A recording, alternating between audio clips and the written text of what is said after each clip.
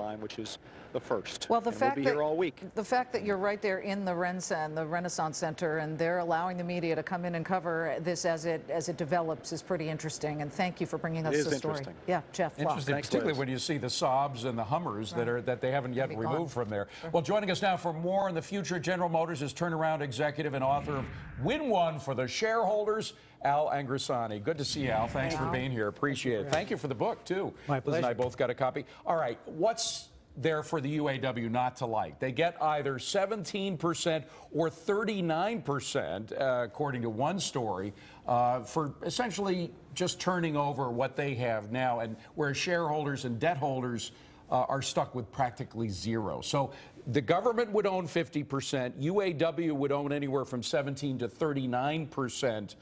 This is no longer a private company, is it? No, it's not. And the government's gone into a program here of picking winners and losers. And this is what happens when you move from the free enterprise model. And that's exactly what's going on. We're moving to a social experiment and a politically correct turnaround.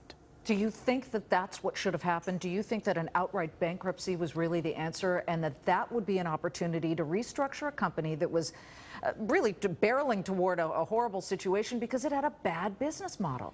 Well, I know the president likes to invoke Ronald Reagan, and I worked for Ronald Reagan for 4 years, and this is not the way Ronald Reagan would do this turnaround. What would he have done? Ronald Reagan, it's in my book. I take a lot of my lessons that I learned from him and my turnaround practice the last 10 or 15 years.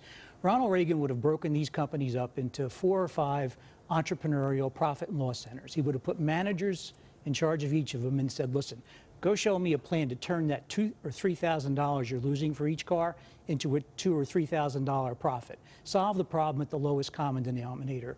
Bring some private equity in, and yes, use government money, but we probably would have needed 10 or 12 billion, not the 50 or 100 they're going to need as some debt financing. And by the way, on that R&D for electric cars, here's some government money to do it. Take it off the balance sheets because it might work and it might not work. So it would have been a free enterprise solution. The scary thing that we're doing here is fiddling around with the concept of capital formation, because capital formation depends on debt, it depends on stocks, and both the stockholders and the debt holders have been told, wait in line, you're behind the UAW. The union gets first dibs after the taxpayers thrown in 50% of the company. So what does this do for future interpretations of what private property is in capital formation? Well, I've been saying the last couple of days that the president gave an impassioned speech in front of the Constitution about the due process rights of the people at Guantanamo. He should give that same speech tomorrow about the due process and property rights being denied American citizens. Is this going to shut down future bondholders in making that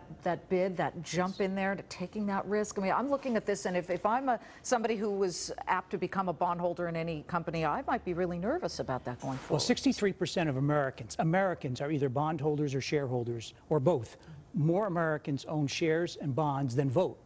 And what's happening here, we just finished a survey in the field, over half of them say they're less inclined to invest in the markets going Al Angrisani, Win One for the shareholders. They're certainly not winning in this one, but this book will tell you how you can and puts it all in context. Great to see you, Al. Thank you very much. Are local governments the next to get tarped? States and cities are asking for a federal bailout for their muni bonds. Should they get it? That's next right here on Fox Business.